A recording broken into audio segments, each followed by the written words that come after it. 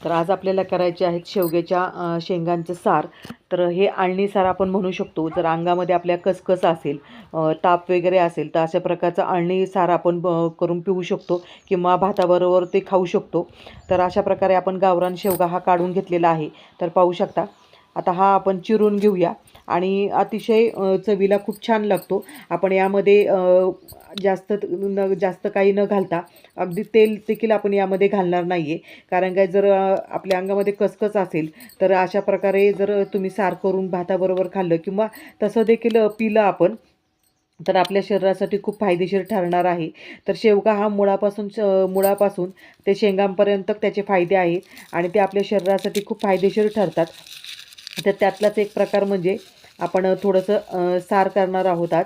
तर लसूण थोडासा आपण सोलून घेऊया आणि लसूण आपण हा गावरान पद्धतीमधलाच घेतलेला आहे. लसूण हा सालीसकट न घेता आपण सोलून घेतलेला आहे, साल काढून घेतलेली आहे. तर आता चूल आपण पेटवून घेऊया आणि तोपर्यंत का आता आपण शेवगा हा स्वच्छ 2 पाण्याने धुवून घेऊया.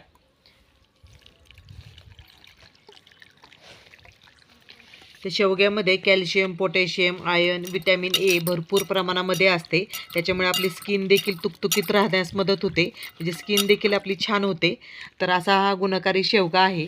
तर पाहू शकता साईला मोहरीचं झाड आहे. आता हा शेवगा आपण कढईमध्ये ठेवलेला आहे.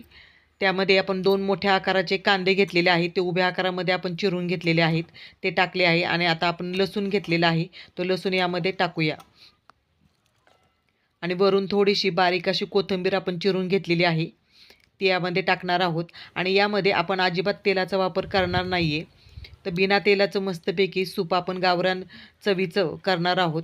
तर पाहू शकता. आता यामध्ये हा सगळा सार शिजण्यासाठी जेवढं पाणी लागणार आहे तेवढं यामध्ये आपण टाकलेलं आहे. आता यामध्ये आपण गुणकारी हळद टाकूया आणि थोडंसं चवीला आपण 2-4 मिरच्या घेतलेल्या आहेत, त्या टाकलेल्या आहेत. अगदीच अळणी न बनवता आपण यामध्ये थोडंसं जिरी पावडर देखील टाकलेली आहे आणि थोडंसं किंचित तिखटसर लागेल अशा पद्धतीमध्ये अगदी 2-3 मिरच्या आपण टाकलेल्या आहेत. अगदी छोट्या छोट्या मिरच्या आहेत घेतलेल्या आणि चवीनुसार आपण मीठ टाकलेलं आहे. तर आता थोडंसं आपण ढवळून घेऊया आणि आता झाकण ठेवूया. एक 10 मिनटं झालेली आहेत आणि पाहू शकता मस्तपैकी उकळी आलेली आहे आणि खूप छान सुगंध येत आहे. जो आपण कांदा, जिरी पावडर वगैरे टाकलेली आहे, लसूण टाकलेला आहे, त्याचा सुगंध खूप छान येत आहे.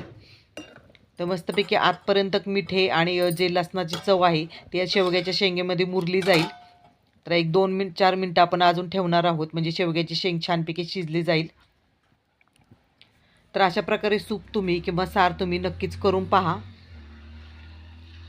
सुजेवर देखील शेवगा हा खूप उपयोगी आहे आणि लसणामुळे देखील आपल्या शरीरावर जर सूज आलेली असेल तर लसणामुळे देखील ती उतरली जाते. त्याच्यामुळे आपण यामध्ये लसूण, कांदा, शेवगा अगदी आयुर्वेदिक पद्धतीमध्ये हे आपण केलेलं आहे. आणि पाहू शकता मस्तपैकी खमंग असा लसणाचा देखील वास येत आहे. आणि आपण हे सार तुम्ही तसं खाल्लं देखील चालू शकतं. आज मी हे भाताबरोबर खाणार आहे. तर छान पद्धतीमध्ये मस्तपैकी आपलं सार झालेलं आहे आणि आता हे भाताबरोबर आपण खाऊया.